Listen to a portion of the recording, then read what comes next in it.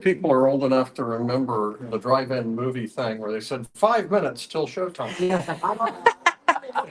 And the hot dog dances across the They screen. still have those. They do a retro version of it nowadays. Yeah. They have little cartoons where they come out. Yep. All right, we're up. We're live. Ready? Yep. All right. Good evening, everyone. Good evening. I'd like to thank you all for coming tonight, and taking time out of your day to attend this event. I think it's going to be informative for all, so you can get your questions answered. I'd like to give a thank you to the Jefferson County Democrat Party for helping arrange this event, as well as the Hanover College Democrat Club for attending as well. So for those who don't know me, I think most people probably do. My name's Adam Combs. I'm a multi-generation Hoosier, as well as a resident to Jefferson County. I attended Madison Consolidated, as well as Hanover College, where I pursued my engineering degree. I'm currently the precinct chair for Hanover 2A, along with the Jefferson County Democrat Party. To make sure the conversation tonight's a little bit more continuous and that we all have a chance to ask questions and get that conversation going, we've asked that you put your phone on silent. I know it sounds like a movie theater, but if you please do that, it'd be appreciated. Also, there's a sign-in. I think everyone signed in when you first walked in, but if you haven't, please sign in. There's a few questions on there when it comes to the newsletter, and if you'd like to volunteer for the campaign as well. We're going to be live streaming the event, as you can see right here. So it's on a couple of different sources. So I believe Facebook, Twitter, and some other ones. So there will be some comments coming across the chat. So these will be answered as well. So you may hear the moderator bring these up during the time, and you may also have your voice on this as well. To make it easier for everyone to ask questions to Brad and get the questions you're looking for tonight, it's going to be a kind of like a round-based system. So per round, you'll each get one question, and you'll have that be answered. Please state your name before every question, just to make sure everyone knows who we're talking about and who we're talking to. Any follow-up question or a multi-point question. So if you have one where it's multiple points, if you keep kind of bringing on multiple points, we're going to ask that you bring that on to the next round to be considerate of everyone else's time and just make sure that they can get their questions answered too. We're also asking everyone just be respectful. Everyone's going to be asking some questions, so please be respectful of everyone else's questions as well as their time as well. For your questions, we're asking just have a short-ended question. So just make sure that there is a form of question. It's not really open-ended. There's a direct point to be made. As well as just making sure maybe that they are a couple sentences max. So with this, it's time to introduce our candidate. So we're getting a candidate that believes that representation begins with listening. He wants to listen to the Hoosiers of this area, not to the corporations, not to anyone else that wants to influence our politics. He wants to listen to you, the people, and nothing more. His campaign is centered on Hoosiers, for Hoosiers, and for us all here in Jefferson County. He's a seventh-generation Hoosier himself. He graduated from Purdue University with a bachelor's and master's in engineering and spent 25 years in the local manufacturing scene. He also most recently worked at Naval Crane Base. Brad understands us and what it takes to make this state of ours great. What it takes to live in Indiana and what we need as the citizens of this area. Brad's focused on us, not these corporations and not anyone else. Unlike a certain individual who represents us now, 57% of our 3.5 million came from corporate PACs. 57%. That's not someone that's for us. Brad's focused on you, your family, and what you need as a person and resident of Jefferson County. He's fighting for your education rights. He's fighting for a minimum wage that makes sense with today's inflation, and also to keep up and make sure it's not stagnant. He's making sure that we are represented fairly against these corporations to make sure that each of us have a chance when it comes to our future careers. He's looking to remove tariffs, lessen impact of educational debt among the young people out of college. He's also looking to stop large corporations from buying single-family houses, as well as helping first-time home buyers get their first home as well. Most importantly, healthcare for all, just to make sure that we all have that ability to get the necessities we need in order to live that happy life. With that, it's my honor to introduce my friend and future congressman for Indiana's 9th District, Brad Meyer.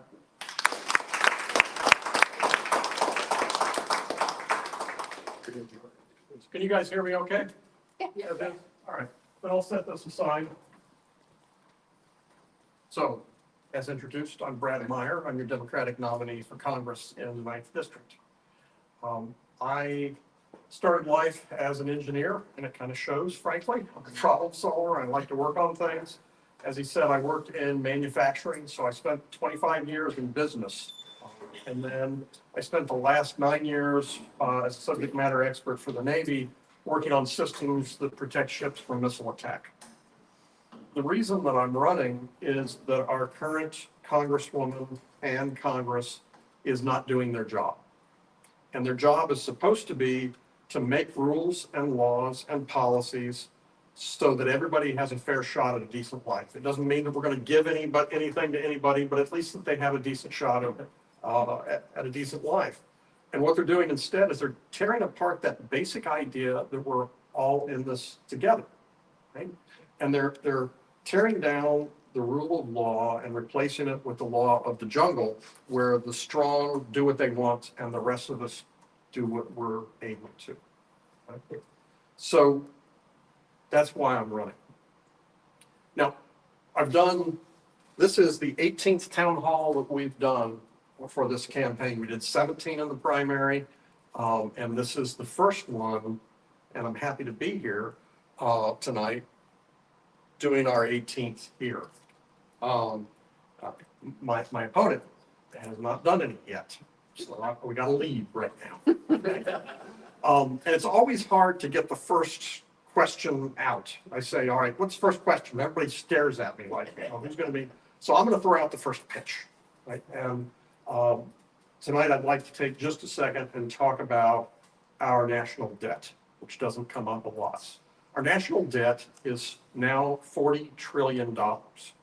That represents about $100,000 for every man, woman, and child in the United States. Okay, and it is now it is servicing that debt this year will take more than we spend on the military. And yeah, exactly. It's just horrendous. And it's a lot of times people think, you know, that it's kind of an abstract thing, but what it really does is it influences and it will eventually dominate our interest rates, which means, and there's some young people in the audience, which I'm really glad to see, when you guys go to buy a house, there are a few people that remember when interest rates on houses were 18%. Does anybody remember that? Yes. Okay, that's real, and it's going to come back if we don't do something, right? It's going to tank our economy. It's going to tank the world economy, and it's going to tank our economy if we don't get this under control. But Congress is unwilling and unable to do their dang job. So I have proposed a constitutional amendment that says if there isn't a balanced budget, a real balanced budget on time, nobody in Congress, the Senate, or the president can run for election in the next cycle.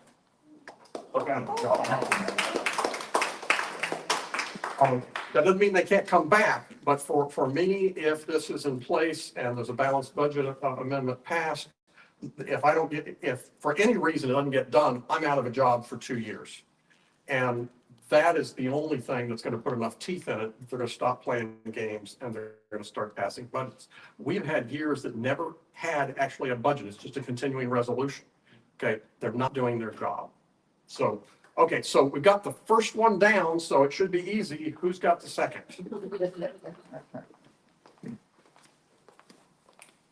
Yes, ma'am. I asked this before. Okay. School Wait, 1 second. And He's got the microphone for you. Becky Jackson, I want to know your thoughts on school vouchers and private school funding. So it's part of a bigger push in Indiana, really to undermine the public school system. Right? When we first moved to Bloomington, we didn't know the area, and we put our daughter in private school. That was our decision, and I didn't expect the government to pay for it. And what it's doing right now is it's siphoning money away from public schools, and it's underfunding public schools, and it's undermining their ability to do their job. And that's actually what they're really trying to do. And in addition to that, they have also, at the federal level, gutted the Department of Education. And one of the jobs of the Department of Education is to redirect money to help with children with disabilities and rural areas. And we get, I think it's like hundreds of millions of dollars from them every year, and they're gutting that. So now we're gonna have to take that on. The other job that they do in the Department of Education is they provide guidance on how schools are doing, right? So what's really happening is they've got a plan. It's not going to work well, and it's not working as well as they say it is. And now they're removing the umpire, so you don't know what the score is and how well it is or isn't working. So that's my opinion. Good. Okay, thank you. Next question. Here's the next question.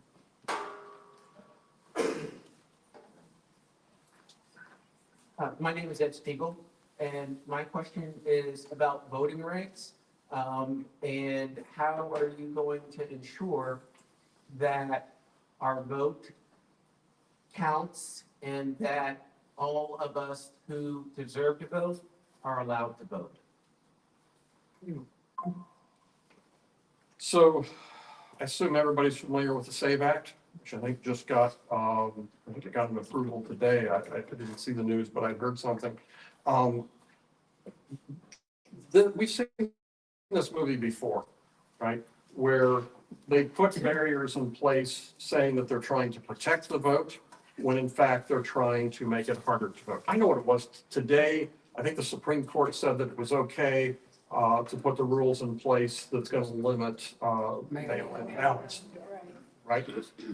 And they're trying to solve an imaginary problem so that they can do something underhanded, right? And a lot of people don't understand that. And I've had trouble communicating to people. They say, well, you know, everybody should have to vote. And I talked to a lady, display ID to vote. And I talked to a woman and she said, well, you know, I work at the polling office, or not the polling office, I work at the polls, and everybody in Indiana has to show ID and verify who they are.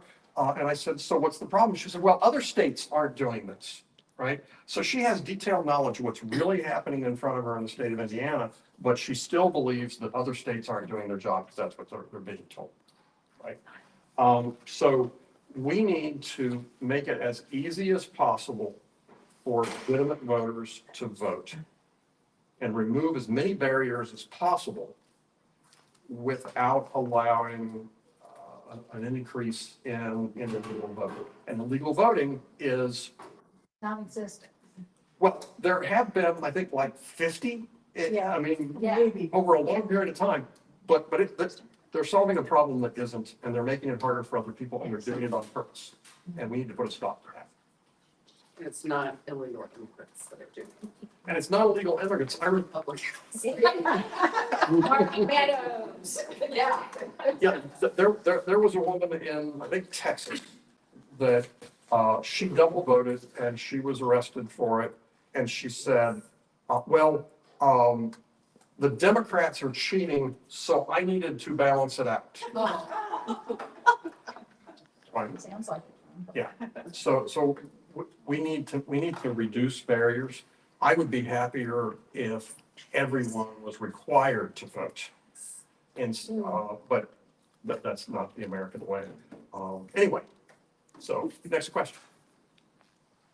Yes, ma'am. Military budget. Hold on. Janet Lowry, Hanover. I want to know what part of the military budget Congress controls, because the number of fancy flyovers this year has exceeded expectation. And why are we paying people to do that when our sailors out in the Gulf aren't being fed adequately? So when Trump came back to power, I was working for the Navy. And there's a law called the Hatch Act that prevents me from engaging in political work. And I quit my job a year shy of early retirement to run for office. So I am not anti-military, but the proposed budget for next year for the military is $500 billion higher than it is. It's a 50% increase on military spending, which is just unconscionable. And the Congress has responsibility for the budget for the military, okay? But they're not doing their job, right? So there's always going to be a need for the military. There's always a reason to say, well, we need more money, but we need to be reasonable and we need to, every budget represents our perspective and our values. And the last thing that I heard Trump say was, we don't have money for Medicare and Medicaid and, other things like this. We need to spend money on the military. And that military is important, but it is not the only priority that we have in this country. And taking care of each other and our communities is important. So she's closer, so I'll let her, and then there's one in the back. Here. Lisa Bisco is my name. Being an oldie retired person, I'm really scared about Social Security. And I've listened to some people express some pretty quick fixes to build up the Social Security fund. One of them is raising the cap on income tax for people above a certain level. So what are your ideas about protecting Social Security? Because I'm sick about hearing how we're not entitled to our damn Social Security, 100% agree. So one of the things that my staff has learned, and anybody that's watched these things, in the previous 17 is I can be long-winded, and there's a whole bunch of nuance that I just love to go through. I like it. Well, I do. in this case, you're going to be disappointed because you don't need a lot of nuance for this. And the cap for Social Security is $184,500. Okay. And what it means is that every dollar that a person makes above that, you don't pay Social Security tax on. Yes. Okay. If you remove that cap and say every dollar, every farthing you make will be taxed by Social Security, it stabilizes Social Security for 20 years. Okay. If you change the law to say all income is taxed under Social Security, which I'm not advocating for, it will stabilize it for 90 years. Okay. So let's just remove the cap and be done with it and work on some other problems for a while, right? And what they're going to do is they're going to say, no, that wouldn't be fair. That's not right. We need to, you people are not going to be able to retire until you're 84, right? And by the time you get there, they'll move it back again. You'll be 90 before you people actually get to have your retirement. And we're going to have to cut your benefit. Well, let's say you two, well, all of us are going to have to cut benefits, by 7%. And we're going to have trouble selling that. And the way we're going to sell it is we're going to give tax breaks to the rich, because that's what they do every time, right? It's easy. For once in our life, there's a problem that actually has a very clean, clear solution. Let's just do that and move on. Yes, ma'am. I'm Jackie Berry, and I was notified that we've reached a $40 trillion budget deficit, right? Yes, yes. And, we have so many needs here. We talked about Social Security, we talked about the military. We have the Big Oaks conservation area on the verge possibly of closing, and we have lots of needs. But I saw a about a 30-second TV ad for Erin Houston today. And I heard about this, but I didn't think it was true until I saw it with my own eyes. So a 30-second, and I snapped a picture of it, a 30-second ad in Louisville media. It was, I think, WHAS or WABE. And it says paid for by official funds authorized by the House of Representatives. Is that legal and normal? I took a picture so I can verify. I have not heard this, but campaign ads cannot be paid by congressional money, right? Paid for by official funds authorized by the House of Representatives. That's what the disclaimer said at the end of the ad. So all the PACs are okay, because Well, I'll let. if you would get that to me, I'm interested in understanding what that is, but that's not for his. No, this was what I saw today. Okay. Just FYI. I thought maybe you might want to get in on it. If you Well, I'll tell you, politicians have always done this thing where they use the power of the frank, which, Congress can send out mailers without having to pay postage. And instead of just telling you what's going on and keeping you abreast, they're kind of selling themselves at the same time. There's always been a little bit of that, but nothing brazen like that. Next question. Yes, ma'am.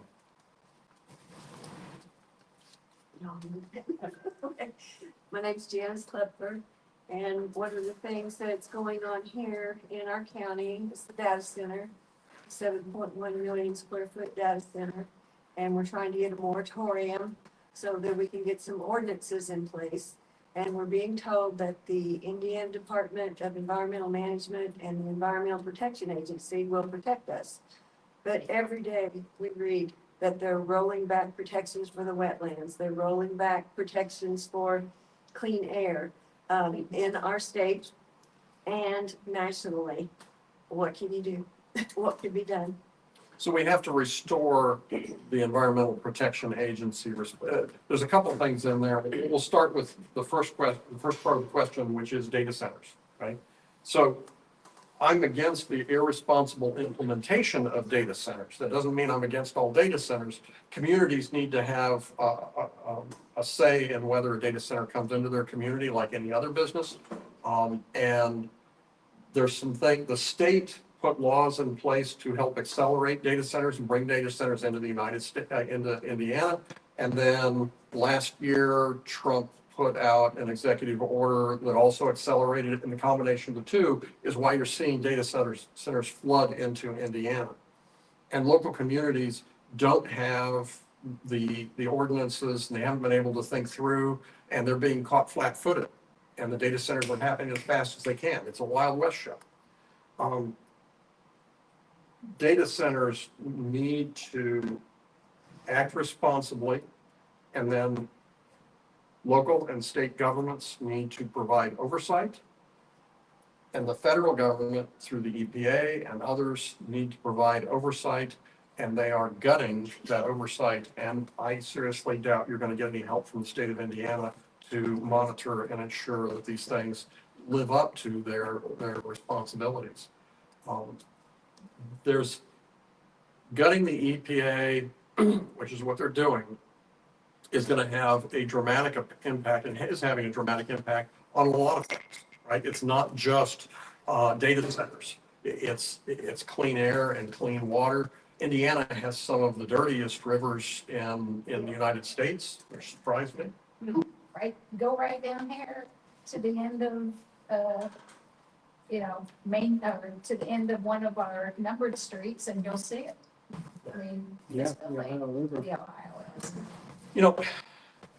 Here's what it's, when I get in office, not if, when I get in office, I'll be fighting to get the EPA the funding and support that it needs. But some of us have forgotten that part of what got the EPA in was the Cuyahoga River caught on fire. And do we have to really get back to the point that a river can catch on fire before we stand up and start defending our environment? I mean, we have to live here. What does it profit a person to own the world if you can't live in it? Right? They're all getting on the spaceship and going to, Elon Musk, village on the moon or Mars. Where is he going? Mars. I wish he'd hurry up and go. Let's buy the ticket, right? Next question. Yes, ma'am. Hi, Kendra Offshore. Brad, I'm gonna be really blunt. Okay. So many people say, oh, he can't win in Indiana. Mhm. We've done some math at the headquarters, and there is a path forward. Yep. Can you talk about the math of you winning? Sure. So you're right. It is, we have not won in 20 years. Right? In the last election, the Democrats got beat 2-1. There was a spread of about 100,000 votes. We either need to get 100,000 people off the couch, or we need to get 62,000 people to switch. And that gap that we were facing has already been cut in half just based on people starting to look around saying, this is not what I wanted, right? This doesn't match my values. And we're going to be reaching out to all the counties, going to town halls and reaching out to undecided voters to try to help them understand why our priorities and values are in their best interest. And that's really going to be the strategy. This is going to have to be a grassroots thing. Yeah. And I've mentioned this before with some of you, that people have said, well, there are 3 big Democratic counties, and you need to spend all of your time just focused there. Okay. And mathematically, and everybody's shaking their head no, because you don't live in one of those 3 big, by the way, no offense. But I'd like to point out that the first one we've done in the general election was not one of those 3 big counties. Okay. One of the reasons that we struggle as a party is we run to the math and we don't reach out to the counties, and then we wonder why people don't show up to vote for us. Right? So I'm going to every county I can and having town halls in every county and reaching out to undecided voters and trying to talk to them so that we can pick up more and we don't have to just rely on the 3 big towns. That's really the strategy. Are you getting to undecided voters though, or are you getting to the party faithful? Well, there's a lot of party faithful. There's a lot of faces that I recognize here tonight. But we are also reaching out, and usually the number of people that watch live or watch the video after is significantly larger than the number of people in the room, right? And typically what we see is the party faithful tend to show up in discussions, and then the other people are lurking to see what they can see. And on social media, we're seeing a significant uptick in outreach and people that are outside of the people that usually follow us on our Facebook account. So we're reaching out. It's really encouraging. I just, I want to spread that enthusiasm and that encouragement and that hope amongst Democrats, countywide, district-wide, statewide. Yeah. Because there's a thought that, why should I vote? It's not going to count. Well, it's going to count. I'll tell you, a lot of my experience as a Democrat is I go in and vote, pull the lever, hand in my ballot, and I drive home, and by the time I get home, they say, my candidate lost. Anybody else have that experience? Okay, and it is, I understand, why that's demoralizing, but the fact is, we need to vote because I knew what the outcome was going to be in those other elections. It's going to be different this year. There's a blue wave coming, and there's a lot of momentum, a lot more momentum on the Democratic side, and a lot of depressed voting on the Republican. But they need to see that people aren't buying the crap that they're trying to sell, right? And when they see that, they're gonna go, okay, I need to moderate my position because this isn't, they're not buying it. And if everybody just stays home, then they think everybody's on my side and I can get away with anything. And there's been a lot of that over the years. But we've got the best shot in 20 years. Yeah. And if you stay home, it is a self-fulfilling prophecy. Yes. So, yes, ma'am.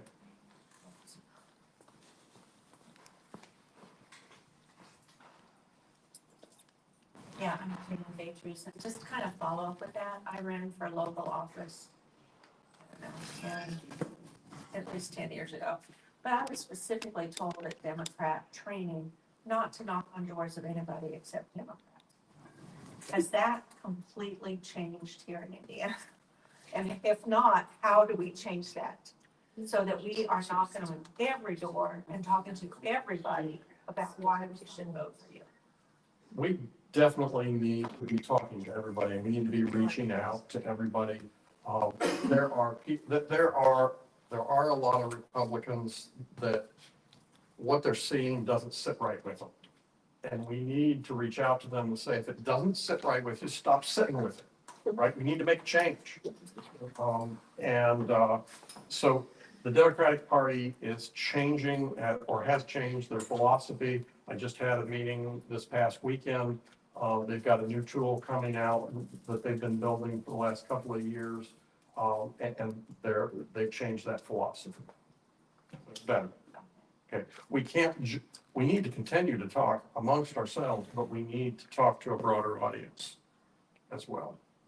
And one of the things that we need to do a better job of communicating and selling why our values and priorities are in people's best interest.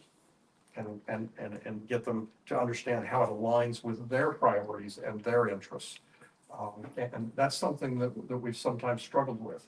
And I'll tell you, in the primary, one of the things, I would have won more than I did in the primary if I had used all of the framing and terminology that the hardcore primary Democratic voters are accustomed to, right?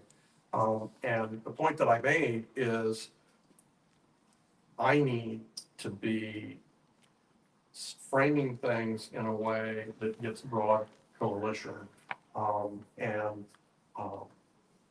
not just trying to stir up the base.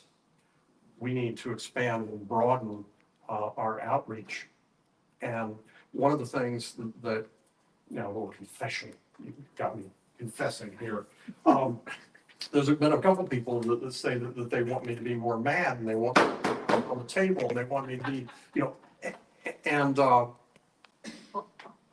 that certainly is going to energize the base.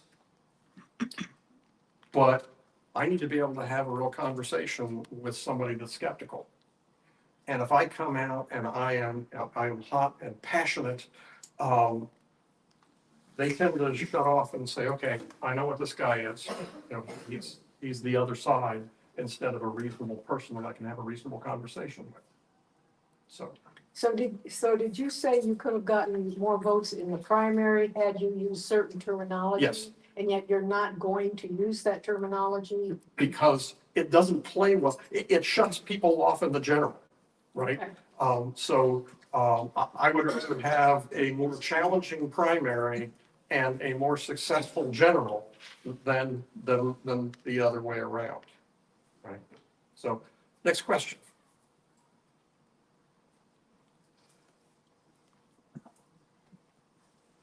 I think we're through round one. Anybody else got anything they want to talk about? So talking about phone banks, Mhm. is your staff preparing, is your staff preparing a script that county headquarters can use in our calling? Yep. Okay. Yeah, so we are preparing, so we have just restarted our texting campaigns. And we're gonna have phone banking, which we're gonna be running some tests next week, maybe this week, but probably next week. And then our mass emailing is coming on, and then we're in the process of standing up our door knocking as well. So here in the next couple of weeks, it's gonna be fun. And we're gonna need help. Yes, sir. It's more of a question for everybody else. What do you see, without going personal, what do you see as the biggest failure that our current Congresswoman has on her record in representing us?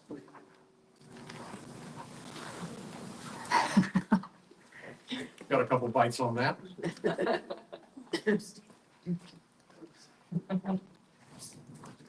Our current Congresswoman comes to Madison and visits with the mayor. She dispatches her help, her staff, to come talk to her constituents. She never interacts with her constituents when she comes to this county. I've been at her, come tell us what the problems are, and she has never made an appearance. But she is here for the mayor to take her on a tour of his, what does he call it? Madison on the Move. Yeah, it's Madison on the Move is his big thing.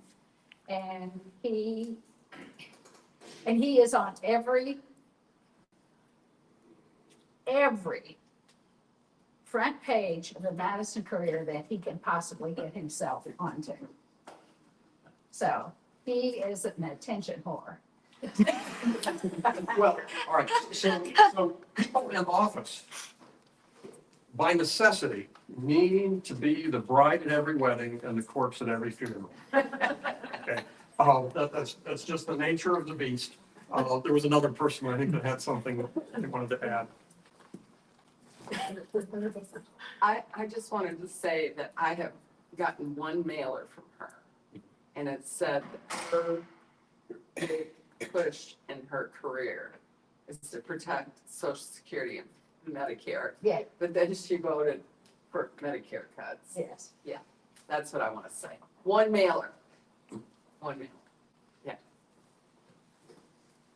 I'm gonna give her credit for the one good thing, which is trying to help my friend Stan Totten get the national recognition of the mammoth and T-Rex as our national fossils. But that's all I know that she's really done for me. And I'm glad she's doing it. It makes Stan happy. What is he, 80 years old? He just had a birthday that we all celebrated, or 90, and he's been working on this for a long time. And I'm glad that it might happen, but I don't know anything else about what she's done for us. Well, what she has done is she has voted for the big beautiful bill. Yeah. And she has kept her hands in her pockets while Trump made illegal tariffs instead of asserting congressional authority and rights. And let's take a look at what happened with those tariffs. So Congress is responsible for setting tariffs. Trump came in and said, no, under emergency action, I'm doing this, which was bulwarsh, and we all know it, right? And Congress should have called him on it. And then prices went up. Companies passed those prices on to us. And then, for once, the Supreme Court said, no, that is clearly not cricket. And then the government is paying back the companies. Okay, but the rest of us that had to take that out of our pocket, we're not getting our money back. The farmers that had their livelihoods damaged, they're not getting that money back. They're gonna have to do, for farmers, they're gonna have to do another bailout for farmers. And farmers want two things, like most people. They want money and they want independence. And what they have right now is government, through their policy, took away their money, and now they're gonna take away their independency with a little bit more money, and then eventually they're gonna find that they're gonna have neither, right?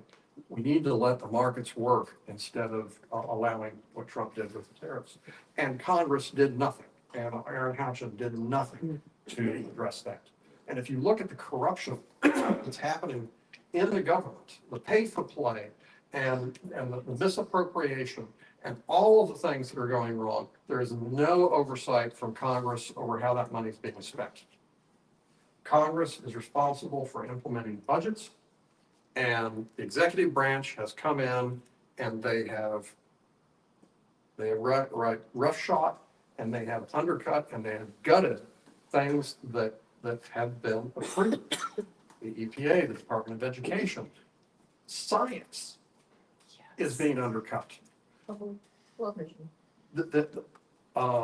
The National Cancer Institute funding has been cut for the National Cancer Institute.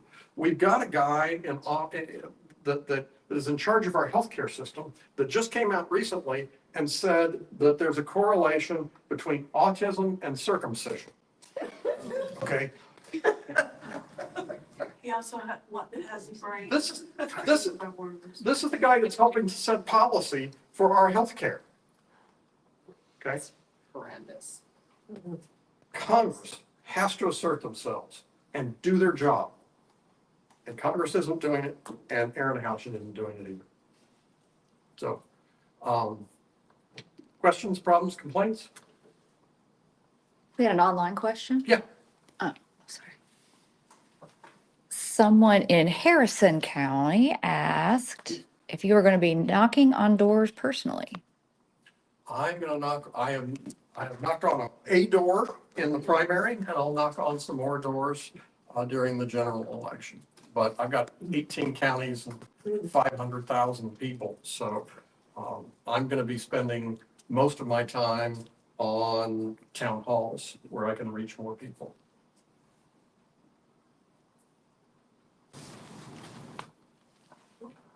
Yes, ma'am. For those of us that are willing to knock on doors, is there going to be something that you want us to emphasize and some kind of The script? a cheat sheet is what I was. Yeah, we're going to have a cheat sheet. Okay. I'll grab this. We're going to have an update to this, but modernize healthcare, build an economy that rewards effort and restores accountability. And Social Security, pardon me, is one of the things that we really need to be hitting. Because the government playbook and what Congress has done is they undercut, they undermine, and they underfund, and then they drive it into ineffectiveness, and then they say, see, it doesn't work, that's why we need to privatize it. Okay? And if you think about that, why would you hire somebody that has weaponized incompetence? Okay, and that's really what they've done. We need to start hiring people that fix things. Okay, they've been managing decline instead of making us stronger. Those are the kinds of things we really need to be talking about. We need to be talking about things that are going to make a difference in people's lives. There's a lot of people that are struggling economically. Young people are having trouble getting launched. Mid-career people are living paycheck to paycheck, and seniors are really worried about their Social Security. And that they see with inflation, it's going to be harder and harder for them to get by.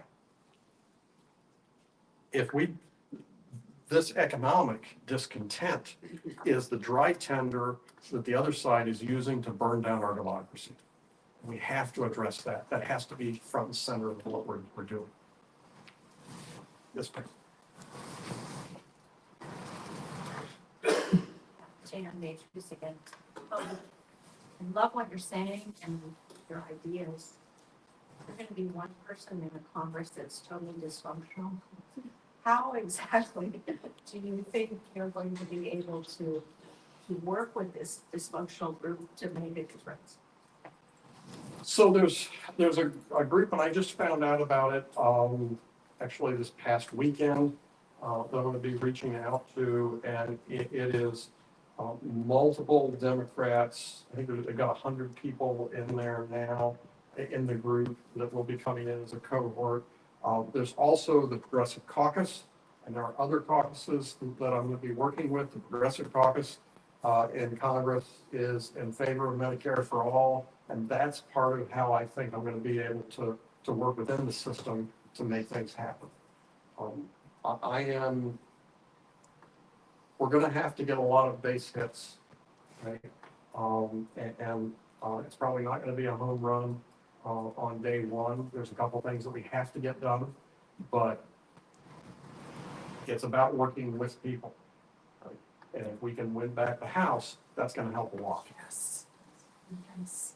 They don't really. Yes, ma'am.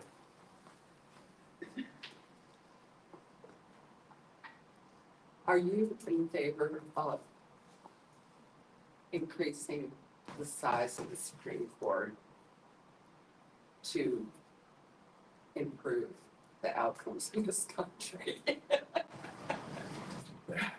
You know, it's something that we can think about and consider, but I am a constitutionalist, and my concern is we don't like what the Supreme Court is doing. I think that is a true statement. So if we get in and we increase it to 12, and it starts going more our way, then when the other side gets in, they're going to increase it to 18. But there was some plan that some, brilliant legal mind I can't remember who it was, but it was something about term limits for Supreme Court. And then so many appointments. Per president, 4 years. There you go. Thank you. So go ahead, sorry. So I don't know, it was gonna work out that people were coming off all the time. So there wasn't that entrenched ability to just be the poop show that it is. It's terrible. Well, I'll tell you, one of the things that for sure we need is we need ethics requirements on the Supreme Court. Yes. We'll start with that. They Absolutely. need to act ethically, right? Absolutely. And And term limits would help, don't you think? term limits require a constitutional amendment. Okay. And I've actually advocated for 2 constitutional amendments. So we can throw a third on the bargain. I mean, it's not out of the question. But the first one that I've advocated for is a balanced budget because Congress has demonstrated that they cannot and will not do their job. And they have to have an incentive to do their job. And the incentive is to get fired if you don't, which is what I had in 25 years in industry. If you didn't do your job, you lost it, right? And then the second one is healthcare is a constitutional right. And the reason that is important is you can see with the ACA and other things that they're doing the same thing I was talking about before, where they've tried 100 times in Congress and 60 times, I think, in the Senate to destroy the Affordable Care Act. And when they couldn't, they went back to undercutting, undermining, underfunding, and undercutting its effectiveness. And now the subsidies are being pulled out. Costs are going up even without the subsidies. People are dropping off. The system is failing because that's what they intended all along, right? Right. We need those constitutional amendments so that when we talk about healthcare, when we put laws in place, we have universal healthcare, they don't go in and try to undercut and undermine it and gut it and make it fail, constitutional right to good healthcare. On the Supreme Court, I want something to be done, but I don't want to get into this ever accelerating tit for tat with the Supreme Court. So, yes, ma'am. Yeah. Well, that's brief. Or anybody else got a second what they want to go ahead? Since you started coming to our monthly meetings at the Democratic Party way last year. Yeah. Long time ago. You've been to a lot of them. Yeah. And thank you for that. data centers in Jefferson County have become a real hot button issue. Mhm. So I'm envisioning a scenario where I go out with a cheat sheet with a script and I'm knocking on the door and Brad believes this is this. And they're gonna say, where does he stand on data centers in Jefferson County? So to back up to something you said earlier this evening, you said, I am not opposed to all data centers. Correct. So do you wanna help us out a little bit and clarify that? So we can, Sure. so that we can clearly state your opinion on it, because it's become a very polarizing issue in Jefferson County, It, and it, you're it, gonna get it. oh, absolutely. It is, sorry, go ahead. Yeah, you're gonna get the question. Oh, yes, yeah, and I'm getting it right now. Yeah. Right? So there are benefits to data centers and there are downsides to data centers. And communities need to make a decision of whether it's in their best interest to have a data center. Same goes with a solar farm or a windmill or windmills, you know, whatever it is. Communities need to have the primary say what goes into their communities, right? And if a community wants a data center, God love them, that's up to them, right? If the community doesn't want it, they shouldn't have to have it. And part of what happens in that balance is communities will push back and say, hey, you know, these are my concerns and objections. And the data center, if they want to get in, will have to address those to the satisfaction of the community before they come in. And then there needs to be adequate monitoring and review to make sure that they're living up to their promises, because sometimes they make promises and they don't follow through. So that's why you need strong regulation and oversight from the state and federal government. And right now we don't have that. And without that confidence, I say that we should have a moratorium until local communities can get their regulations lined out so that they can have a proper voice, so that they can ensure that they've got the resources from the state and the federal government to make sure that they can follow through with monitoring. There should be a moratorium because local communities just aren't ready. But they need to That's the answer people will want to hear. Yeah, and but the local communities need to get ready to be able to answer that question. And this, I know that data centers is a hot topic right now, but they're taking the exact same plan that they're using for data centers to encourage small nuclear modular reactors. Okay, and if you're nervous about a data center, wait until they say we're cramming through small modular nuclear reactors. How many people here have driven by Marble Hill? I worked there. Okay. You know, years ago, they started a nuclear power plant down here in this county, right? And the rules came in and said, this is what you have to do in order to do this responsibly. And they're like, you can't do that. And it's like, then you can't do this, right?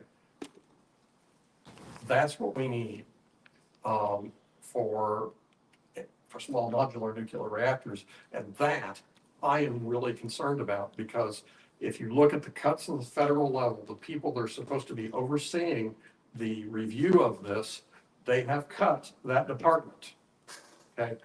And they have cut oversight. And I do not trust the government will provide reasonable oversight to make sure that these things are safe. Okay, there's no way that those should be allowed. We need to dig in on making sure data centers can be implemented. That needs a moratorium to make sure we can do that. But there is no way in hell that we should be allowing small modular nuclear reactors in Indiana. We can't be ground zero for testing this stuff out. Right. And they want taxpayers to pay for it, even if it doesn't come online. That's correct. Yeah. That's the point. So, That's a new state law just passed. Mm-hmm. That's a state law that was passed this past. to do what? If a company gets approval to start a small modular, Mhm. whatever money they put into it, even fails, they're guaranteed that the ratepayers will pay for that. Right, even if it never comes online, Correct. the taxpayers are still gonna pay for it. Yeah. Yeah. Yeah.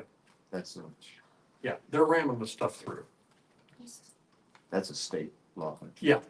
But data centers is just the warm-up act for what's coming with small modular reactors. And that's why we need to get the rules for data centers right. Yes, ma'am. One more. Yes, ma'am. That's fine. Okay.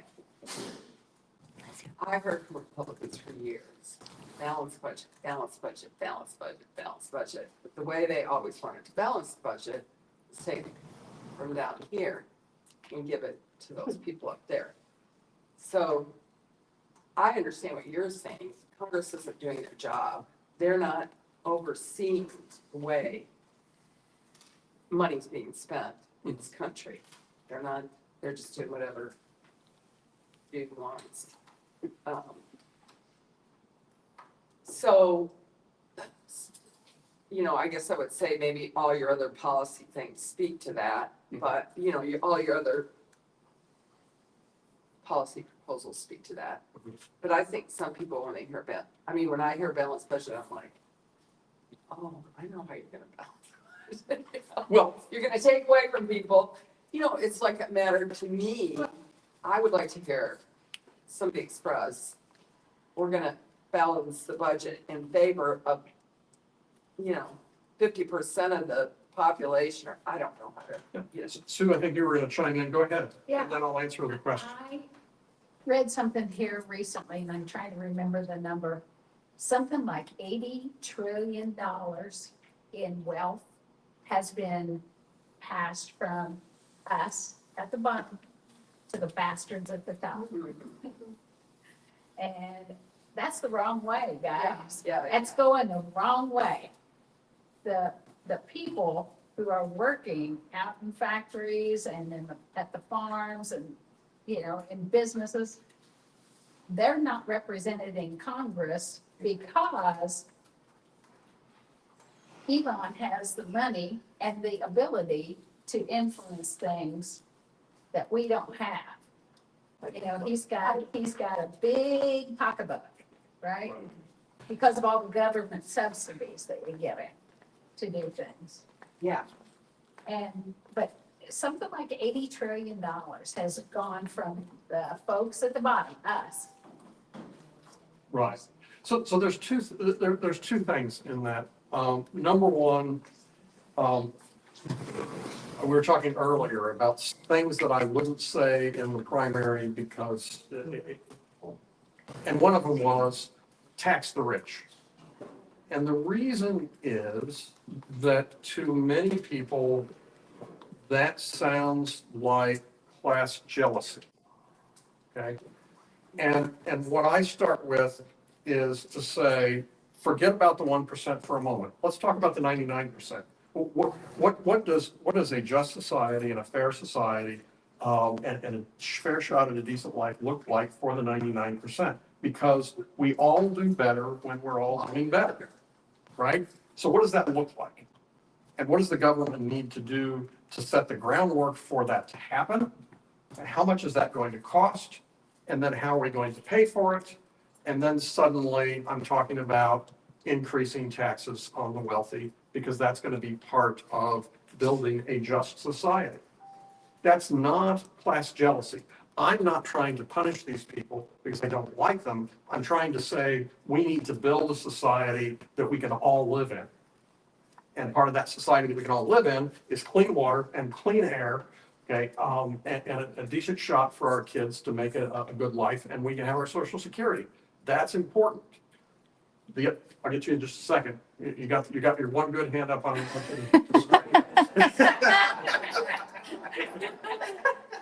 the other part is how are we going to balance the budget? And, Republicans do this. And I sat down and I was trying to make a case, and I'm an engineer. I love numbers. So I spent a lot of time last night looking at the numbers, right?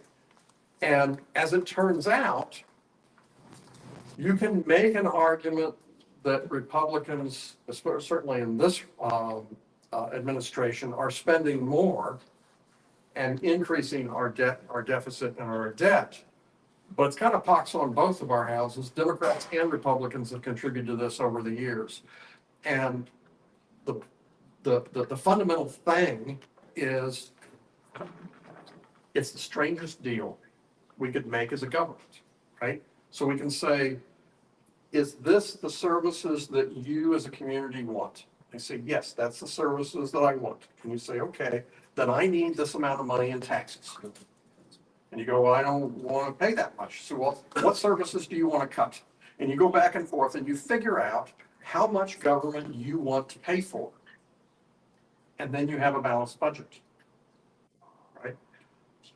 But they didn't do that. Or to get votes, they say, well, we're going to offer as many things to you as possible. And then you want something else, and then you want some pork, and you want this. And I'm just going to keep expanding the services that I'm going to offer.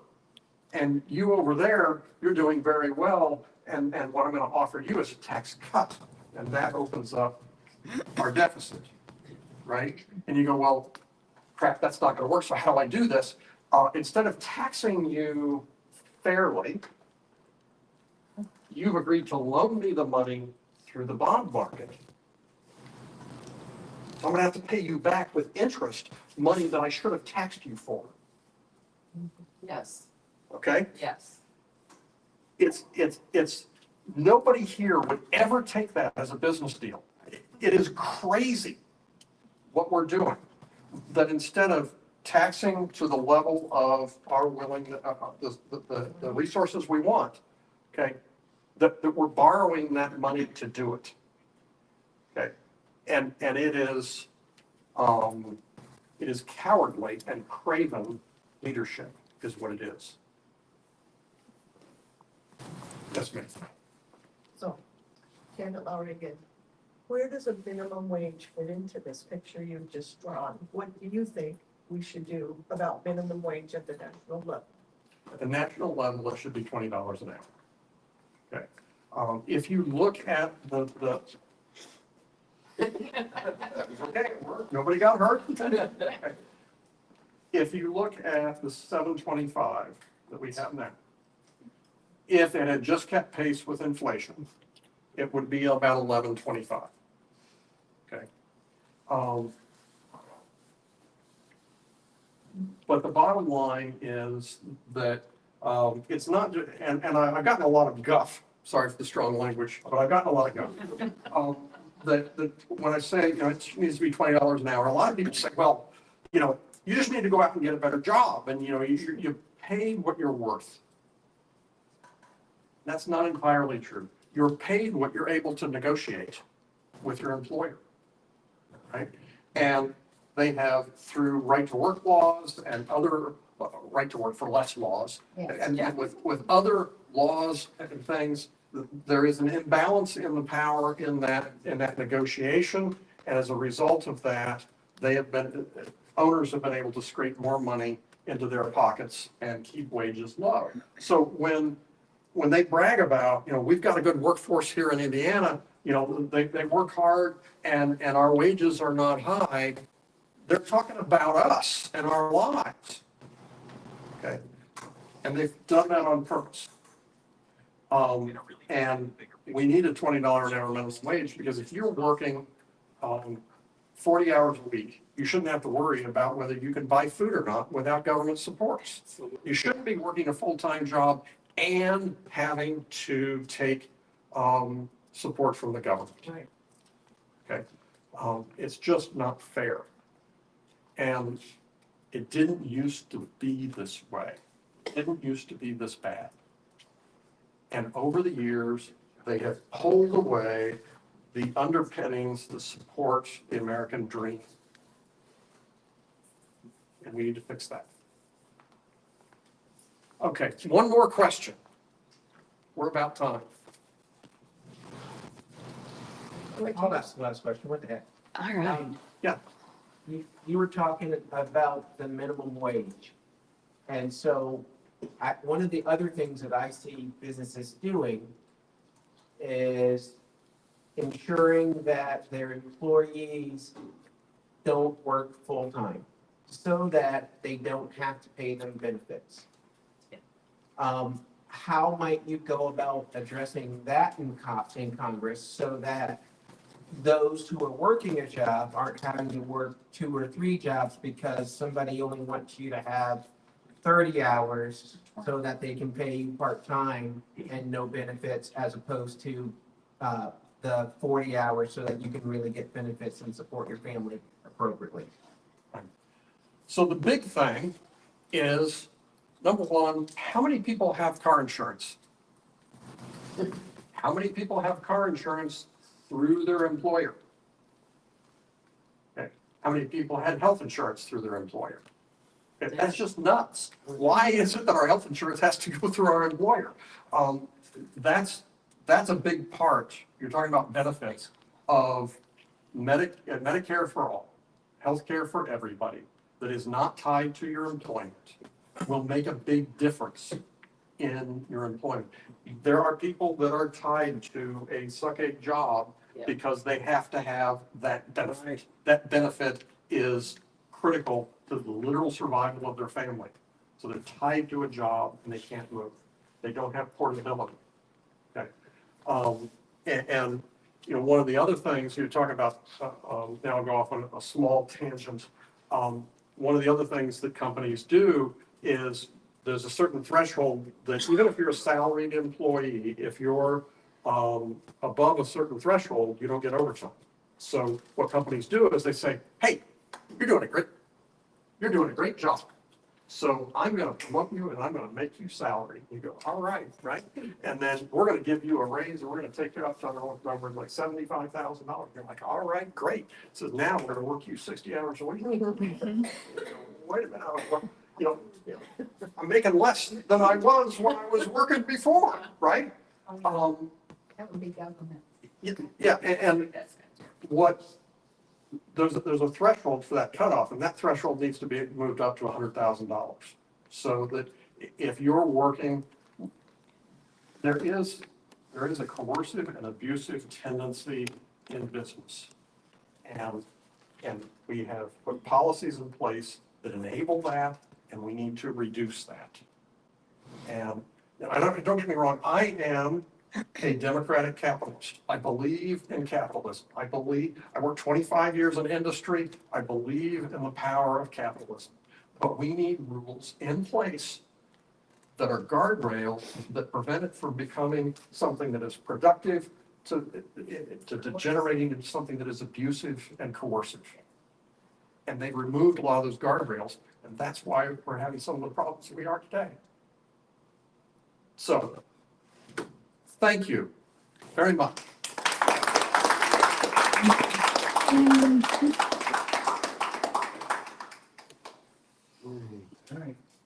I have my laptop with